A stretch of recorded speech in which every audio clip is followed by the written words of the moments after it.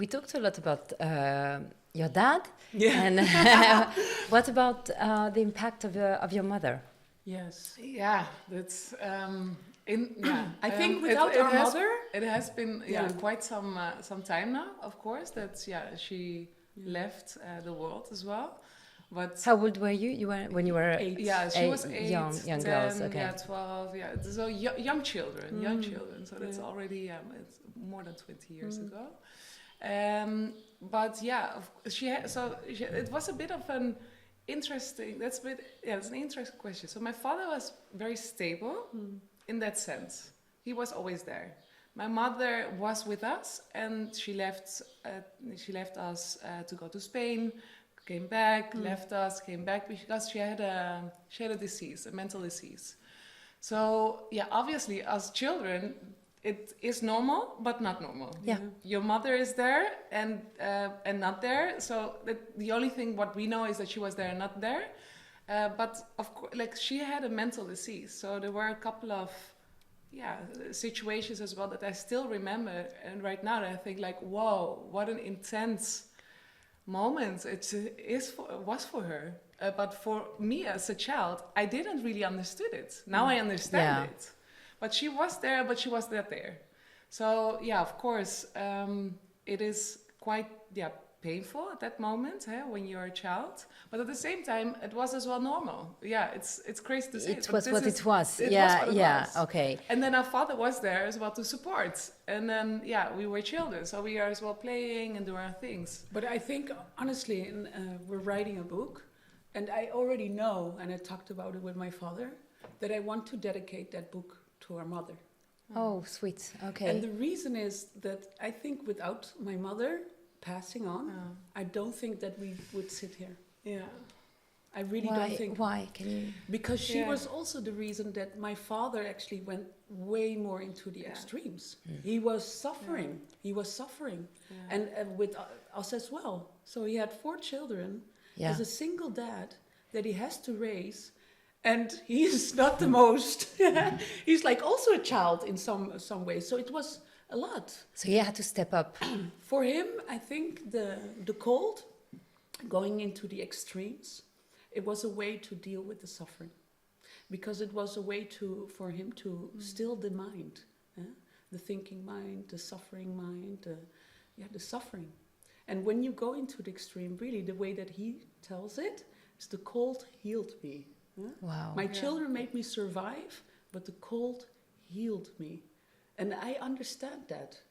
When you go into the cold, there's something happening with your whole mechanism. The mind quiets down, you feel much more connected, you think clearly again. And so it was a way for him, really a great tool to go through that suffering in a more balanced way. So I think without my mother passing on, we wouldn't sit here. He also says it. I mean, he practices already the technique since he's 17. Yes. But it was since my mom died that he went really into the extremes. Yeah. That's absolutely beautiful what you just said, the two of you, and I'm sure you had like a lot to process and to heal from also. Yes, absolutely. I mean, it's your mother. Yeah. And what is a mother? A mother is unconditional love.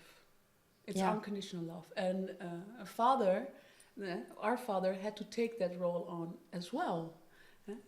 Unconditional love, which he did great. He did a good by job. The way. He did a good job. He did a great job. He already did it before as well. Yeah. Okay. So he was the mother and the father, and my mother came and then went. Yeah, he did. No, and in such a dramatic situation, he also passed you joy, which is not obvious. Like sometimes you can carry like a lot of sadness and transmit it, and apparently. I mean, that took time, of course. It's not like, okay, in one day everything is processed. But that's a very interesting as well in grief, grieving. Yeah. First, grieving is all about emotions. The emotions are very big. It overwhelms you. Yeah. And of course, and at such a young age, it's traumatic. So that kept on going until, I was 20. But then I realized you have the emotions, you have the thinking. Yeah. Then the thinking comes from your mom, the emotions come. Of the emotion is there and the thinking. But now I see now I really can feel and think about her, and not being super emotional. I can still I can still shed a tear. Yeah. But it is attached. It's processed. I think suffering for anybody that goes through a traumatic event, like losing a loved one in your life, it puts a hole into your soul. That's what it does. It's a black hole. Yeah. And so you get the time after that, you have to fill that hole. And they say that's where the light enters. And I really believe that, because you can go to such depth within yourself. You create depth in a human being when you go through suffering. Yeah. So that is, it might sound weird, but that is the gift. Yeah. That is the gift. You don't stay on the surface. You have to go deep. Yeah. In order to deal with it, you have to go to deeper levels of yourself and find yourself back. Yeah. And then go back to the surface. Yeah. Take a breath of air and survive. Huh? Yeah. And so for me, suffering in some ways, yes, you always have to flip it around as well. There are reasons why things happen in your life. Yeah. Everything has a reason, has a purpose. Yeah. And it made you grow. Yes, for sure. Okay. Yeah. All the suffering, like, it makes you grow eventually. Yeah.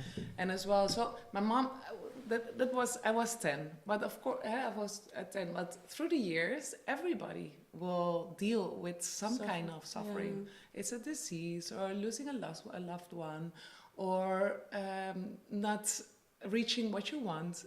Everything can be possible. Yeah.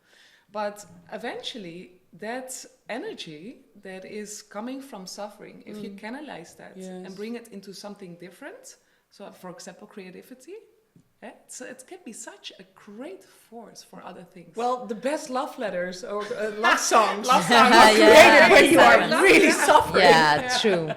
You know, those are the best ones. Yeah. It's not when you're like, oh, only happy. No, it's like when that song hits. What is that? Yeah. It's because there's depth to it, totally. And they can reach you in such a deep level because you also went there, and so. Yeah, suffering, it's such a creative force. It really is.